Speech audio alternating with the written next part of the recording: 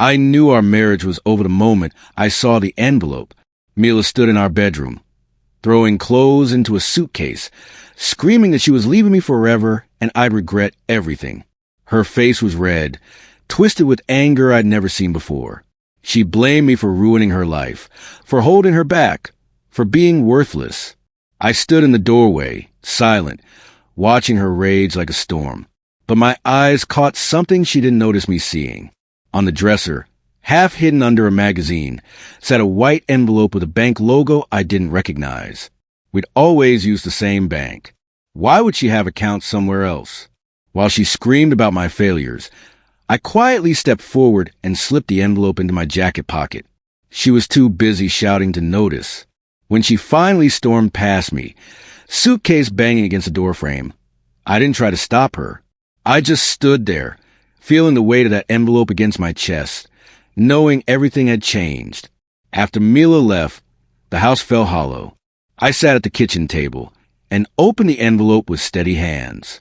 Inside were bank statements from an institution called Westbridge Financial. My name appeared on multiple withdrawal forms. Large amounts. $5,000 here, $8,000 there, $12,000 last month. But I'd never authorized any of it. I looked closer at the signatures. They were digital, meant to look like mine, but I'd never signed these documents. Mila had forged my signature. My phone buzzed. A text from her. Don't look for me tonight. You'll only make things worse. I stared at those words. Worse for who? The statement showed nearly $40,000 withdrawn over 6 months. Money I'd earned, saved, protected. Money that was supposed to secure our future. I took photos of every page, my hands shaking slightly now, not from fear, from the realization that the woman I'd married had been systematically stealing from me while pretending to love me. I couldn't sleep that night. At 2 a.m, I sat at our shared computer in the spare room. Mila had always been careless with passwords. She used the same one for everything, our wedding date. I opened the file recovery software I'd installed months ago when the computer crashed. Deleted files appeared like ghosts. Most were ordinary, old photos, random documents. Then I found it. A draft property deed for my father's land, the 20 acres he'd left me when he died 2 years ago. The document showed Mila listed as the sole owner, not joint ownership. So, my name had been completely removed. The deed was dated 3 weeks from now, ready to be filed. I zoomed in on the signature section. 2 names appeared. Mila's signature was there, and below it, another signature I didn't recognize. Someone was helping her. Someone had signed as a witness and co-conspirator. I screenshot everything, my heart pounding, then cleared the browser history exactly as she'd left it. The next morning, I called Ms. Turin, my father's old friend and the family lawyer. She agreed to meet me immediately. In her office, surrounded by law books and the smell of old paper, I spread the documents across her desk. She studied them through her reading glasses, her face growing darker with each page.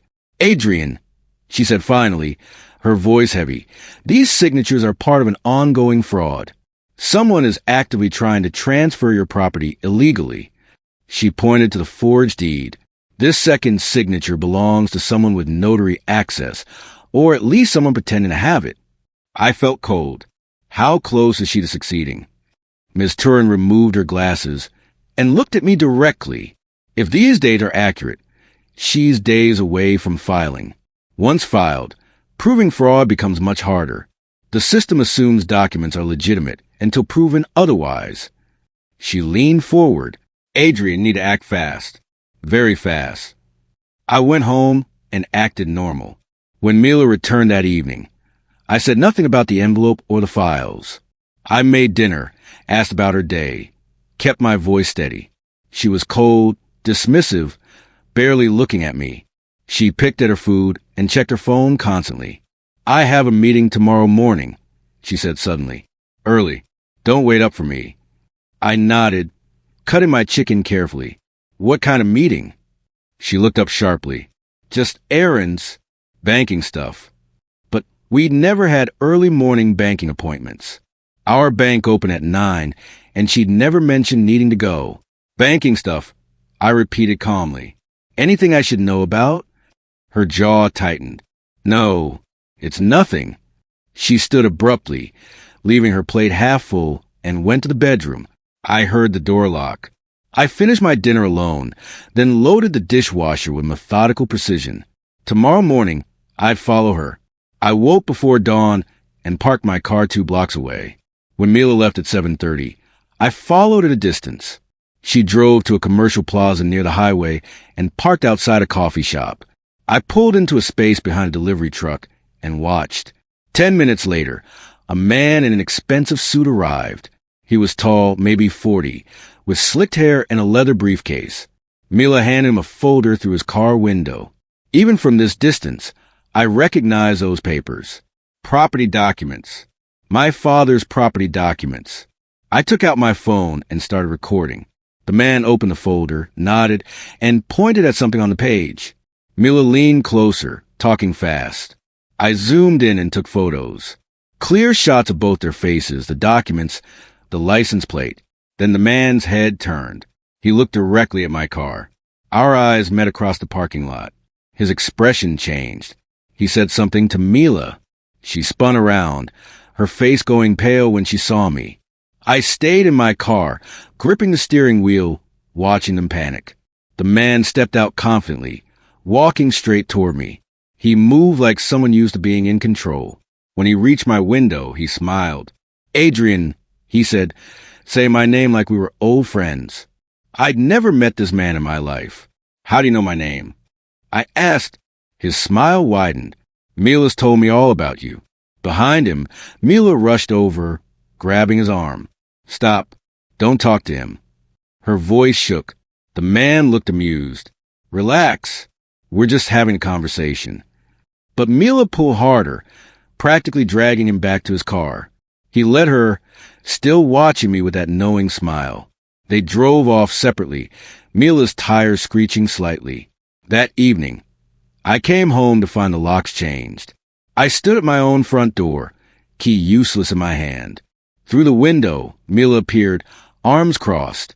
"I'm protecting my future," she called through the glass. "You have no rights here." I stood outside for a moment, processing. Then I walked calmly back to my car and called Ms. Turin. She changed the locks. I said, "I can't get into my own house." Ms. Turin cursed softly. "Adrian." She filed an emergency claim today.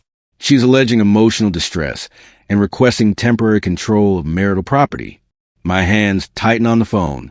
Can she do that? She can try. The court hasn't ruled yet, but she's moving fast. Ms. Turin's voice was sharp, focused. "We need to file a counterclaim immediately, tonight, and we need evidence. Everything you have. Photos, documents, recordings. Timestamps matter. Messages matter. Bank statements matter." I thought about the envelope in my jacket, the screenshots on my phone, the photos from the parking lot. "I have evidence," I said. "Good," Ms. Turin replied. "Bring it all to my office. First thing tomorrow. And Adrian, don't engage with her. Don't text, don't call, don't respond. Let her think she's winning. People make mistakes when they feel safe." That night, I stayed at a cheap motel near the highway. The room smelled like cleaning chemicals and old carpet, but it was quiet. I sat on the bed and organized everything on my laptop. Photos in one folder, documents in another, timeline notes in a spreadsheet. I'd learned to be methodical from my father, who'd been an accountant. Details mattered. Patterns mattered. At midnight, an email arrived from Mila. The subject line read, "Settlement offer." Inside was a legal-looking document demanding I sign over property, withdraw my name from our joint accounts, and agree to pay her $15,000 in compensation for emotional distress. The document had a deadline, 3 days. I forwarded it to Ms. Turin, without responding to Mila. This wasn't a settlement. It was a threat disguised as paperwork. She wanted everything, and she thought I'd be too scared, too beaten down, too weak to fight back. But she'd made a miscalculation. I wasn't weak. I was just quiet. There's a difference. The next morning, I checked Mila's credit card statements online. We'd always had access to each other's accounts. and she hadn't removed me yet. Among the usual charges, I found something strange. Monthly payments to Safekeep Storage, a facility on the industrial side of town. $50 a month for 6 months. Why would she need a storage unit? We had a garage, a basement, plenty of space. I drove to the facility, a gray building surrounded by chain-link fence. Using Mila's name and our address, I convinced the attendant I was picking up items from our unit. He handed me a key without question. Unit 42 was in the back corner. Inside were 6 cardboard boxes, all labeled with my father's name.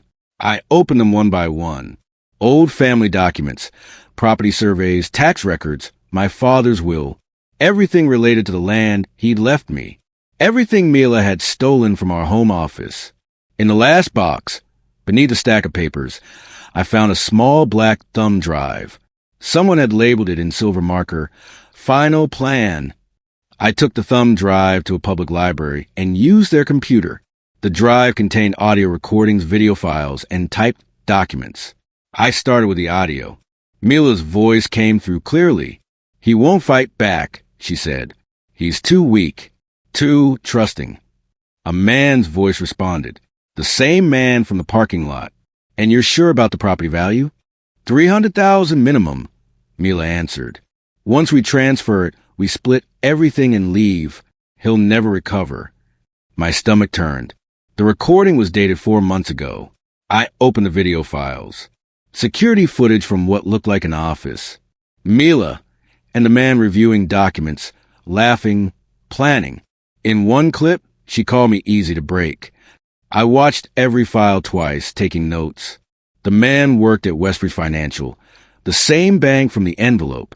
He had access to notary stamps, digital signature tools, account systems, everything they needed to forge documents and steal property. I copied everything onto my own drive, then returned the original to the storage unit exactly as I'd found it. I found the man's workplace through the recording. Westbridge Financial occupied a modern building downtown. I waited in the lobby until he appeared for lunch, following him to a sandwich shop. I sat at the next table. When he stood to leave, I stepped in front of him. "We need to talk," I said quietly. He recognized me immediately, his face going pale. I showed him a single photo on my phone, him and Mila, in the parking lot with my property documents visible. "I'm filing a fraud report," I said. "Your name will be on it. Forgery, theft, conspiracy. You'll lose your job, your license, probably face criminal charges." His confidence evaporated. "She told me you'd agreed," he stammered. "She said it was a marital agreement, that you'd already signed." She lied. I said simply, "And now you're an accomplice." He looked around nervously. "What do you want?" "Everything she gave you. Every document, every recording, every email. Send it all to this address." I handed him Ms. Turin's business card. "You have until tonight, or I go to the police tomorrow." He nodded frantically. Okay, I'll send everything." That evening, Ms. Turin called. "Adrian, I just received 47 files from an anonymous sender. Emails between your wife and someone named Kyle Brennan. Recordings of their planning sessions. Proof she's been orchestrating this for over a year." Her voice was tight with controlled anger. "There's more. She married you 6 months after your father passed. The timeline isn't coincidental." I sat down slowly. "She married me for property?" "The email suggests that was a significant factor, yes." Ms. Turin paused. "Adrian, I'm sorry, but this gives us everything we need." That night, Mila texted me. "We need to talk tonight. Come to the house at 8. I stared at the message. She thought she was still in control, still pulling strings. I replied, "I'll be there." Ms. Turin had warned me not to engage, but I needed to see what she'd try next. I needed to watch her lie to my face one more time, knowing I held all the cards now. I arrived at 8 exactly. Mila had unlocked the door and stood in the kitchen, her expression softer than I'd seen in weeks. "Adrian," she said gently, "I overreacted. I've been stressed, and I took it out on you. I'm sorry." Her performance was remarkable. The angry woman from days ago had vanished, replaced by someone apologetic and vulnerable. I want to fix things, she continued. I brought paperwork, just a simple marital financial form. It protects both of us, makes sure everything's fair. She slid a document across the counter. I recognized the layout immediately. Another transfer form, disguised as protection agreement. Just sign here, she said, pointing to a line at the bottom. While she talked, I noticed a small bulge in her cardigan pocket, a shape I recognized from the electronics store, a voice recorder. She was recording this conversation, probably hoping I'd say something she could use against me. Can I read it first? I asked. Her smile tightened. Of course, but it's standard language. Nothing complicated. I pretended to read while watching her carefully. Everything about her was calculated, rehearsed. How about we discuss this over dinner? I suggested. Somewhere neutral. I want to fix things too. Mila looked surprised, then pleased. That would be nice. Tomorrow night? Tomorrow night. I agreed. After I left, I called Ms. Turin and told her about the recorder. Good catch, she said. She's building a case against you, trying to make you look unstable or controlling. What about dinner tomorrow? Go, Ms. Turin said, but I'll be nearby. If she meets with Kyle again beforehand, I'll document it. The next evening, I watched from my car as Mila left the house. Ms. Turin followed her to the same coffee shop, where I'd seen the parking lot meeting.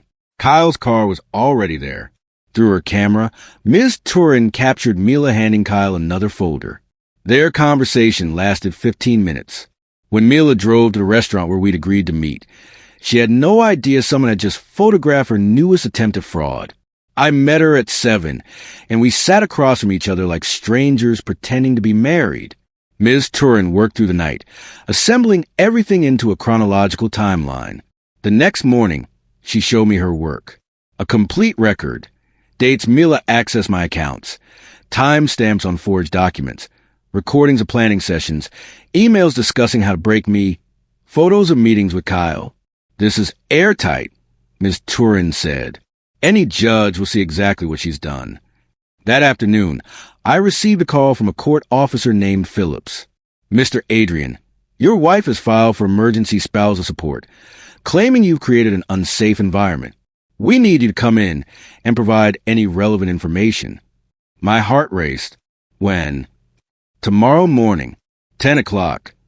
After hanging up, I looked at Ms. Turin. This is it, she said. Bring everything. Every photo, every document, every recording. We're going to bury her case before it even starts. That night, I barely slept. Tomorrow, everything would change. Mila thought she was steps ahead, protected by lies and forged papers. She had no idea I'd been building a case against her from the moment I'd found that envelope. I arrived at the courthouse at 9:45. Mila was already there, sitting in the waiting area with red-rimmed eyes and tissues in her hand. When she saw me, she turned away, shoulders shaking. A performance for anyone watching. Officer Phillips called us into a small conference room. Mila went first, her voice trembling as she described an emotionally abusive husband who controlled money, threatened her, and made her feel unsafe. She dabbed her eyes with tissues. I just need protection, she whispered. I'm scared. Phillips took notes, his expression sympathetic. Then he turned to me. Mr. Adrian, do you have anything to say? I opened my folder. Yes, I have evidence showing my wife has been forging documents, stealing money, and attempting to fraudulently transfer property that belonged to my late father. Phillips's pen stopped moving. Evidence. I slid the first document across the table. Bank statements showing unauthorized withdrawals using forged digital signatures. Then the next. Recordings of her planning to steal property. Then the photos. Meetings with her accomplice. Mila's face drained of color. Phillips looked at her, then back at me. Mr. Adrian, this is serious. Very serious. I submitted everything. The forged signatures from Westbridge Financial. Bank transfers with timestamps that matched Mila's planning recordings. The thumb drive containing audio and video of her calling me weak and discussing how to steal everything. Kyle's emails forwarded by him to save himself. Screenshots of deleted files from our computer. photos from the parking lot meeting, the storage unit inventory, showing she'd hidden my father's documents. Officer Phillips spread everything across the table, his expression growing darker with each piece. He asked questions, and I answered each one calmly, precisely. Times, dates, amounts, names. I'd memorized everything. Mila sat frozen, unable to speak. Finally, Phillips looked at her. "Ma'am, you'll need to provide a statement addressing these allegations." She opened her mouth, closed it, then whispered, "I want a lawyer." Phillips nodded slowly. "That's your right." As we left the conference room, I saw Ms. Turin waiting in the hallway. She'd been watching through the window. Her slight nod told me everything. We'd done it. The truth was finally on the record. 2 hours later, Mila received a call from the court. I wasn't there, but Ms. Turin told me what happened next. Mila was summoned to give a formal statement within 24 hours. The emergency support claim was suspended pending investigation. She called me 17 times that afternoon. I didn't answer. Then the text started. First pleading, "Please, we can fix this." Then angry, "You're destroying everything." Then threatening, "You don't know what you've done." I forwarded every message to Ms. Turin and Officer Phillips. Each text became more evidence of her instability, her manipulation, her desperation. That evening, she showed up at the motel where I'd been staying. The manager called me before letting her near my room. "There's a woman here causing a scene. Says she's your wife." "Don't let her up," I said. "Call the police if she won't leave." Through the window, I watched her in the parking lot, pacing, shouting into her phone. Security footage would later show her kicking my car tire, screaming that I'd ruin her life. Every action, every outburst, every threat was documented. 3 days later, I finally agreed to meet Mila one last time. Ms. Turin advised against it, but I needed closure.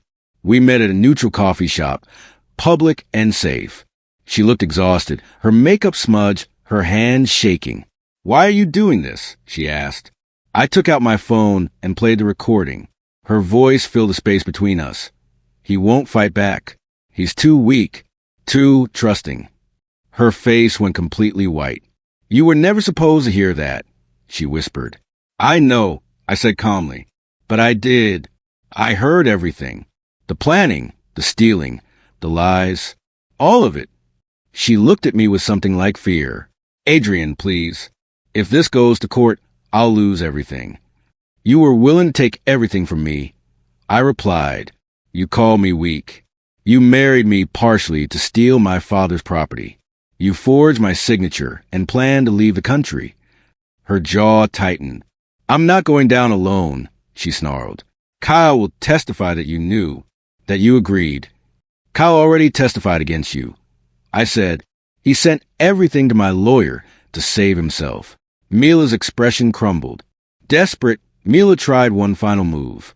She went back to our house and staged a break-in, deleting files from the computer, claiming I'd broken in to destroy evidence against her. She called the police crying, reporting an intruder, but she'd forgotten about something. 6 months ago, after a neighborhood break-in, I'd installed security cameras. Small ones, hidden in smoke detectors and bookshelves. Every room was covered. The footage showed Mila entering alone, going to the computer, deleting files frantically, then calling the police. No break-in, no intruder, just her manufacturing evidence. Officer Phillips reviewed the footage and immediately contacted me. "Mr. Adrian, she's in deeper trouble now.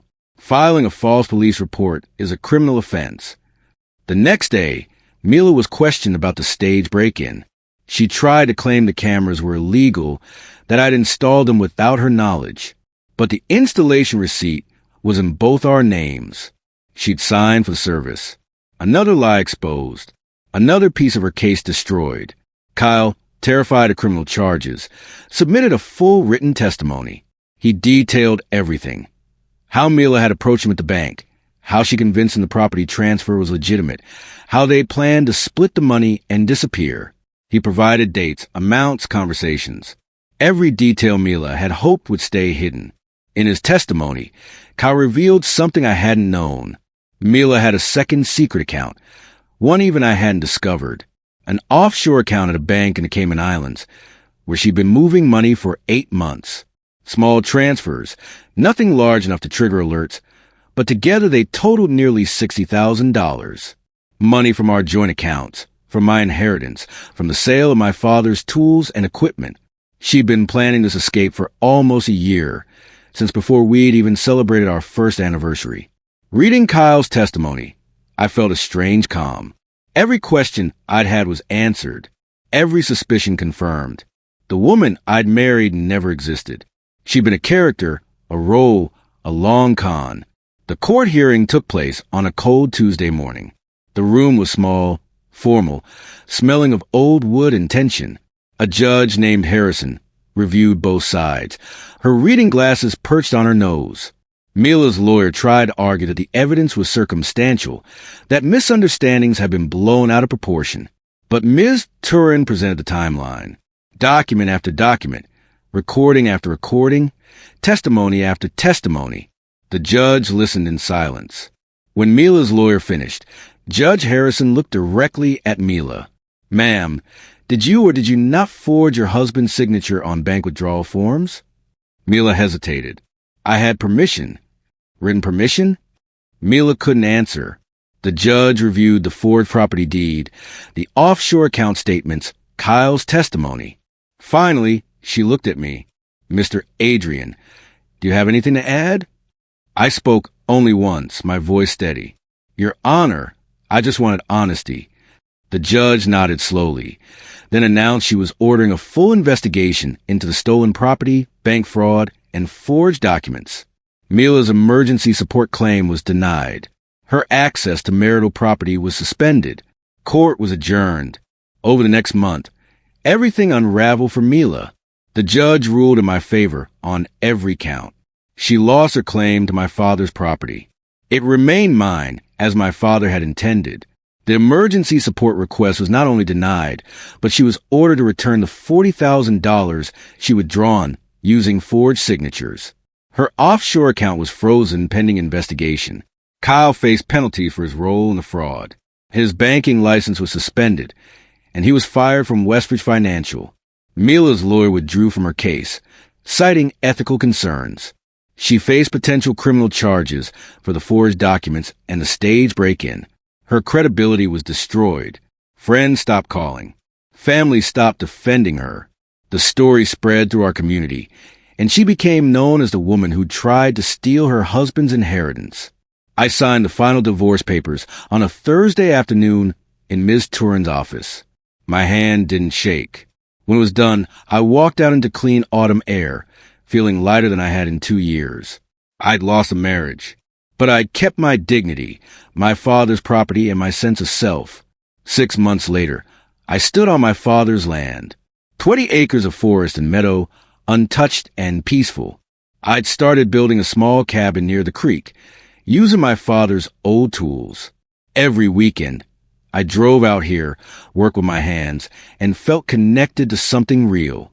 Mila faced ongoing legal troubles. The bank fraud charges meant court dates, lawyers' fees, and a reputation she'd never rebuild.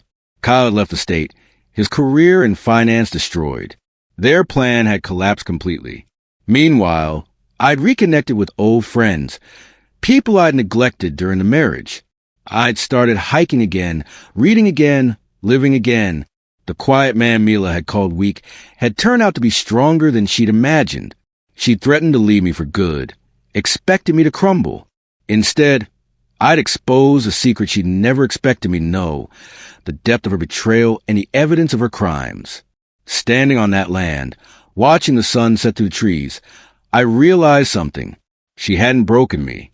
She'd freed me, and that was the greatest irony of all.